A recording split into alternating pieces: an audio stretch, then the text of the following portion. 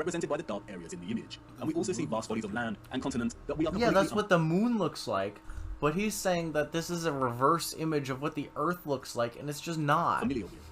Sturgis revealed that if you treat the moon as the mirror image it is, and flip its image like you would with any reflection, then you can start to map our known land masses with utmost precision.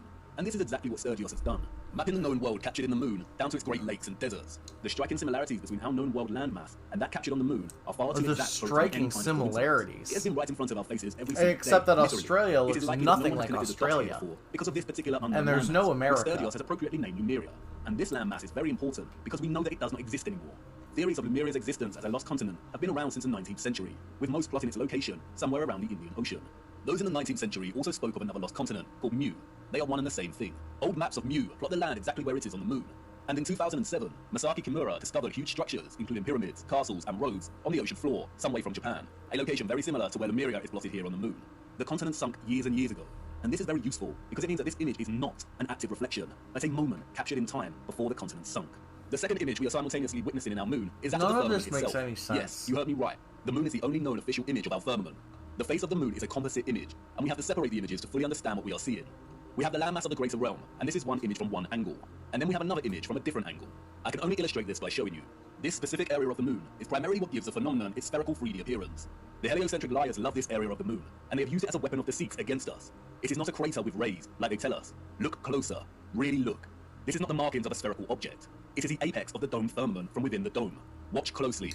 This is a composite image on the moon, presenting both images simultaneously. And this is an interior of a hemisphere dome.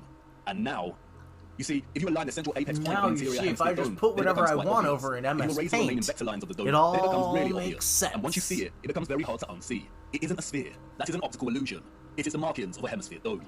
And not only is this the interior apex crown of the firmament, okay, then what's it is also this a reflection one? of the center of our realm. Explain this one to me. This one right here. Explain that shit to me. Explain it. Go ahead. Hello. This area of the moon lends it's the same thing in a different spot. Explain that one. As you can see, it is an optical illusion. The rays are actually hemispherical ribs stemming from the dome's crown. This area in the middle of these ribs is not a crater. That is the vortex directly beneath the highest point of the dome. The controllers have named this area Tycho. It was given this name, we are told, by Jesuit astronomer Giovanni Riccioli in 1654. No, not the Jesuits. If it was not for Tycho, then the controllers of our realm would have a very hard time convincing millions that they lived on a giant spinning ball. And like with everything else, they have used Tycho to hide things in plain sight. For instance, another 17th century Masonic astronomer named Pierre Gassendi called it Umbilicus Lunaris, the navel of the moon, which is interesting as Norse mythology uses the same simile of the navel to describe Vergilmir, the whirlpool in the center of our realm. Arthur C. Clarke's Space Odyssey, one of the most famous science fiction novels of all time, features a crater on the moon named Tycho. In the novel, scientists find that there is a strong magnetic field emanating from the crater and discover that it is coming from a black cube monolith, buried 15 meters within the crater. A black monolith, a rupes nigra, a magnetic black rock. If you separate the two images, then you can see clearly how they are in fact two images of two different angles that somehow have ended up superimposed on each other. We do not see any oceans or water mass captured in the first image, which suggests there is some kind of X-ray radiation at play. We don't see the vortex at the center in the first image for this reason. No. And again, no one knows how these images were formed. But if some kind of radiation beams were responsible, then the first image, the land masses of our greater realm, were most likely captured as the rays hit the firmament. And as those rays were reflected into our ionosphere and began forming the plasma mass we call the moon, it is likely that the second image was captured. And that is the image of I like how, there's just so much extra flat Earth for us to discover. Firmament of the structure existing above us, and that's why we can see the outline of this structure, the stars beyond this structure, and the reflection of the vortex and other great deeps below. The moon is a masterpiece of distorted perspective, a plasma embodiment of as above, so below. And it's going to take a lot of work and careful consideration in smoothing out this distortion to try and get somewhere close enough to create a proper map of the world we live in. And because the moon is a disc-like mass of plasma, the first image of the land presents some curvilinear distortion. And you can see it here at the edges as the land begins to warp and wrap slightly. A lot of serious work needs to go into creating a flat projection of this distortion. But it shouldn't be too difficult, because the distortion... You know, we believe in the flat Earth. The moon is some sort of sphere, so what we're going to do is we're going to take it and we're going to make it flat. So we're going to take everything on the moon and we're going to flatten it so that we can put the map of the world on top. Slight around these edges, and that's why Sturgis can map the circles of latitude, seasons, and time zones very accurately. But even this just looks like a globe. Like, look, you've got fucking land peeking out over here. Yeah, I was gonna say that just looks like a bigger globe. Without the distortion, may look something like this. But important questions remain. If the central vortex is absent from the land image on the moon, then why has Sturgis plotted the land we assume is Hyperborea over here, which is not in the center? And what about all this other land? The sun and moon cannot journey above all of this land. What about all the other land? Thank you. Circle all of this, and we know the paths of the sun and moon. And the big one, the one why doesn't the sun orbit over that land, huh? Where is the ice wall that you flat earthers constantly bang on about? Let's start with Hyperborea. And here's where many start flat with earthers may Hyperborea. experience Why cognitive don't we? dissonance.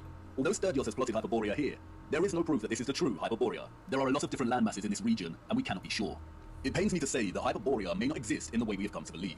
Mercator's Hyperborea is likely the work of the Masons to throw us off the real path. So. And this is what our purpose is all about, isn't it? Digging for the truth is difficult The business. Masons, And as we dig deeper, we come to realize that artifacts we found before may not be as useful or important as we first thought. We all get it wrong, but stay with me, no need to despair just yet. It is very interesting that the Urbano Monti map was added to the Stanford University map collection and made available to the public in 2017. The same year, the flat Earth was gaining huge traction, and people were starting to wake up. It's also interesting that it has been arranged as a planisphere. The huge individual sheets of this map were originally arranged as an atlas projection, but David Ramsey purchased a map in 2016, and the team got to work scanning each sheet individually and processing them digitally to wrap around a sphere. Perhaps the release of Monty's marvelous map was an attempt to keep flat earthers thinking Hyperborea was located at the North Pole, and to perhaps bring back any that were sitting on the fence and hadn't truly woken up yet. A very subtle act of manipulation. But why would they want the flat earth community to keep fixed on Hyperborea? I have some thoughts regarding Hyperborea, but first we must turn to the clocks. Those of the old world knew. No, They I knew don't exactly want to the go type back of to Earth the we clocks. live on, This and is it's the displayed for fourth everyone to time see we've right gone here back to in the astronomical clocks. Please. The zodiac dial here, or what is officially known as the ecliptic dial, on the Prague astronomical clock. I really allegedly don't want to constructed go in the back 15th to the century, clocks. does not divide its 30-degree constellation arcs. Why does the ecliptic dial need to be bigger and off-center with the representation of Oh Earth? my god, The old official liars of our clock realm, is the satanic different controllers, from have an regular answer, of clocks, course. so They tell us it's therefore because the ecliptic dial Hyperborea. is a stereographic projection. Stereographic projection is a mapping function that projects a sphere onto a plane. All maps are stereographic projections. We have no accurate maps. Wikipedia tells us that the ecliptic plane is projected onto the face of the clock, and because of the Earth's tilted angle of rotation relative to its orbital plane, it is displaced from the center and appears to be distorted. The projection point for the stereographic projection is the North Pole. In their fabricated heliocentric model, the Earth has an axial tilt of 23.4 degrees. The controllers needed to invent the axial tilt to justify the entire spherical lie, to justify the seasons, the vastly differing climates, and to justify the absolute fixed position of Polaris over the true geographic north. The reason Polaris does not appear to move, they say, is because Polaris lies nearly in direct line with the Earth's rotational axis above the North But Pole, the North Celestial if Pole. Polaris stands doesn't almost move- motionless in the sky, and all the stars of the Okay, northern sky well appear whatever, to we're rotate going to be around done it. with this soon, and Remember, then I'll show you everything in guys their the model is moving at real incomprehensible flat speeds. Earth. But we can see with our own eyes that Polaris remains fixed. If they did not invent the axial tilt, or what is known as the obliquity of the ecliptic, then they would have no way to justify this in their fairyland model of orbiting planets. Polaris does not move, it remains fixed. If you're in Iceland or America, you can film a star trail of Polaris, and it remains fixed. But it is not fixed directly overhead But in these it's locations. not. I can The only see place it we in are told all of to these observe Polaris directly overhead at a fucking 90-degree angle things, is a and true it geographic clearly North is Pole. moving. You know, that place where no one ventures. And that's why they invented the tilt. They tell us that Earth's true geographic North Pole is tilting directly at Polaris, and as the Earth spins on its little axis, Polaris appears to remain fixed. They tell us that the star's steadfast nature is an optical illusion, but their lies fall apart swiftly when you consider that the entire constellation system of the stars above remain constant. We always see the same stars That's in too many constellations. If Earth was constellations. spinning on its axis while orbiting the Sun, and the Sun was zooming through our galaxy, which is also moving in a bigger universe, would the precession of the equinox really be that predictable? Would the constellations of the tropic circles of latitude really appear with such consistency in union year after year at the solstice, or would it appear a bit more random? They are liars. Why would they and be we all know that random? water does not lie. Rest in water does not curve or convex. Oh my For you see, God. the satanic controllers are masterminds of reverse engineering. The celestial zodiac ecliptic dial is not a stereographic Alright. projection. The entire heliocentric That gets us NASA is satanic at least, because that's close enough, honestly. model is reverse engineered science, and they had to start at Polaris and trace their steps back to ensure they justified its fixed, immovable position and make sure it was compatible with their globe. The Prague astronomical clock has been altered drastically over the last 200 years. It suffered fires, been restored and altered, and you can see that here in the way the projection of the Earth behind the clock has changed over time from a flat map to a bulging, unsightly sphere. But look, when you align the ecliptic dial with the map of our greater realm, then this all starts to make sense. The zodiac constellations appear distorted, despite all having 5 equal subsections, because our location is limited within a portion of the greater realm, and this governs our observational perspective of the stars. The shape of this dial has nothing to do with an axial tilt.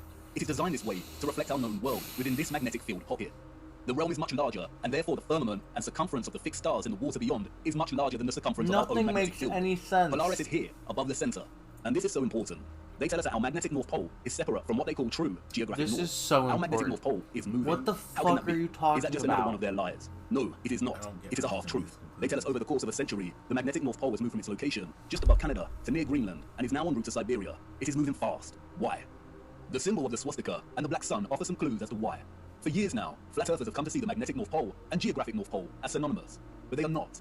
As you know, the swastika symbolizes the vortex, but the black sun takes its symbolic message further.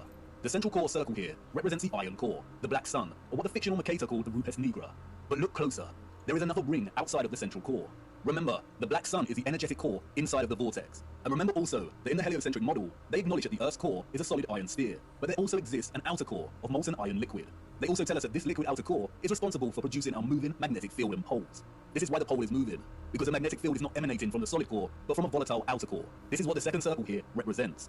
And like everything heliocentric related, all you need to do is apply common sense and flatten the curve, and things start to make sense. There is not a spherical outer core, but some kind of Nazis thought this was a cool design, so they put it in one piece of flooring. One. They used this design one time. One fucking time they used this design. And here we are, what? 80 years later? 80 fucking years later, talking about this shit. Electromagnetic coil, perhaps even made of molten iron, surrounding a central solid core. At the core, we have a vortex opening, but the actual volatile energetic source is beneath. The central core is akin to a central clock dial. It's solid and remains fixed, and everything else moves around it. But it is also the keystone responsible for this entire movement. Everything surrounding our world moves. The stars above move, the sun and the moon, and the electromagnetic outer core under us, and all the while the land itself and central solid core remain stationary. And not only does this outer core move and take our magnetic north pole with it, but it is highly likely that it moves in accordance with the precession of the equinox, in time with the stars above as they move from their fixed positions, which means that it probably moves 30 degrees of the realm circumference every 2,160 years. The north magnetic pole is slowly moving, and it is as natural as the sun and moon's concentric journey above us. And this is why the symbol of the black sun is a 12-spoked wheel. Each spoke represents a fixed constellation of the zodiac. Oh my god. Each section is an individual age. And the result is a situation like this.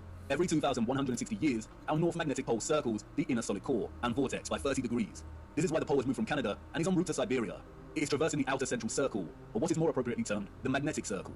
We live inside of a perfect clock, inside of God's clock. The sun and moon circle I love magnetic how north he pole, just which is situated roughly at the center of our completely known world's ignores landmass. that But this that magnetic north landmass pole looks circles the inner nothing vortex like and completes here. a full revolution every 25,920 years, or what is referred to as a great year. Each great year consists of 12 precessional or astronomical ages of 2,160 years each. We are on the cusp of entering the age of Aquarius, and this is why our magnetic north pole is en route to Siberia. As It the north makes magnetic sense, pole but it circumvents the doesn't central magnetic fucking circle, work. but a royal magnetic field moves with it. The sun and moon are bound in their revolution by our magnetic north pole, and because of this, they move within our magnetic toroidal field only. This is why the magnetic north pole will always be the center of our known world. As I said before, the first image of the landmass presented in the moon's Okay, but here's the magnetic north thing. pole will What the fuck is this? This is not Russia. This is not where Russia is. Where the fuck is the United States? Like, this is South Africa? Really? I didn't realize Africa was a big fucking cube. Oh, and there's Atlantis. There's Atlantis right there. always be the center of our known world. As I said before, the first image of the landmass presented in the moon's Sure. face is likely Whatever akin you to say, an X-ray buddy. image and has not captured any water mass. And because of this, it has only recorded the areas of our realm with high density, such as the land. In the same way an X-ray image will capture the parts of our bodies with the highest density, like the bone, but not the blood in our veins. In a sense, it is appropriate to view the landmass captured here as skeletal, and because of this, it has not captured the water or ocean surrounding our land, nor does it display a differentiation between the frozen landmass and that which is not frozen. If the sun's concentric journey above us is bound by the north magnetic pole here, and its magnetic toroidal field, and this entire magnetic field is moving with the pole, then it is likely we have a situation of a changing climate as this process unfolds. All areas outside of our magnetic field will inevitably be frozen and dark due to the lack of sunlight. And this is consistent with what some of the scriptures have told us. I So saw the you're great telling rivers, us and I came to the great we're river, coming and to the a great fucking darkness, ice age. and went to the place where no flesh walks. I saw the mountains of the darkness of winter. This is your ice wall, and it's not a constant, fixed wall. It is continually melting and refreezing with the revolution of the pole over the course of a great year and each astronomical age. Do you now understand why they are terrified of the ice melting, of our Earth supposedly heating up, and why this demonic joke of a man wants to dim the sun? They are using natural climate change due to the rotation of the magnetic pole to justify a whole Why host would of he useless want to measures dim the and money sun? laundering.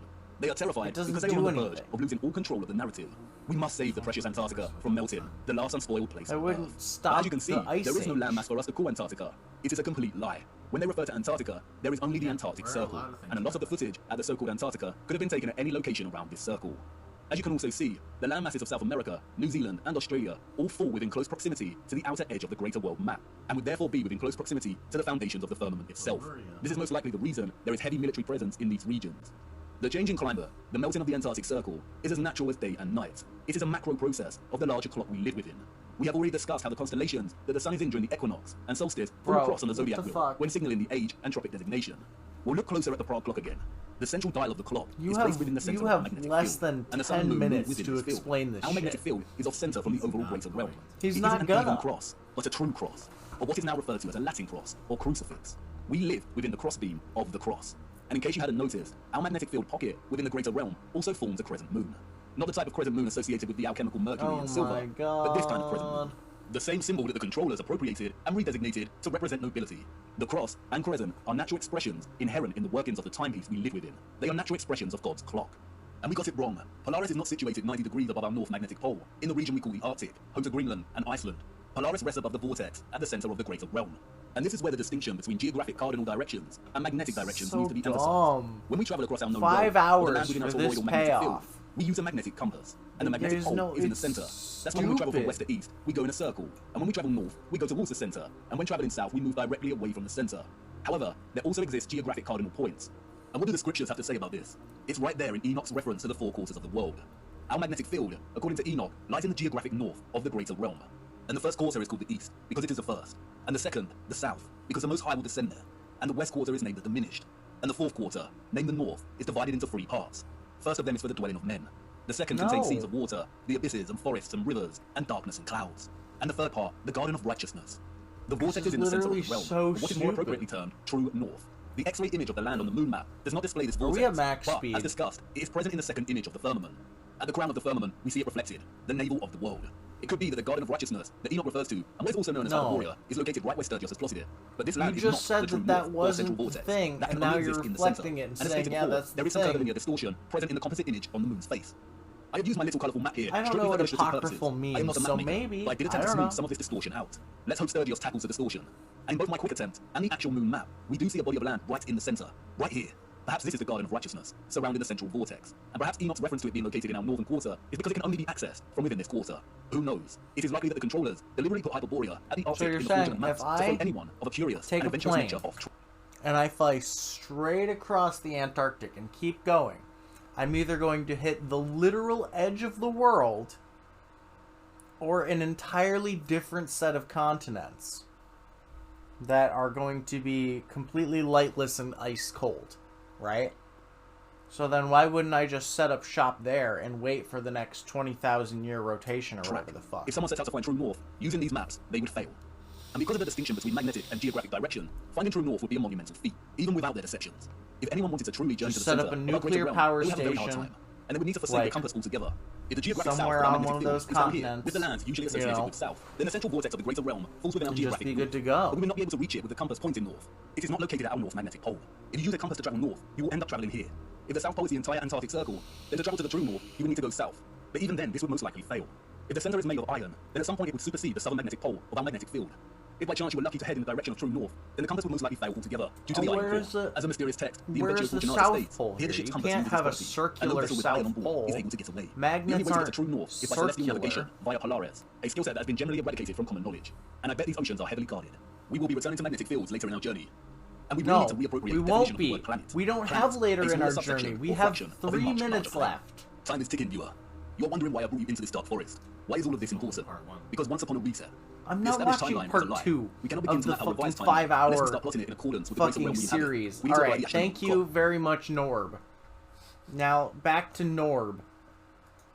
Alright, well, thank you everybody for coming. Thank you for the multiple subscriptions we got this stream from from Geneva, and one anonymous subscription.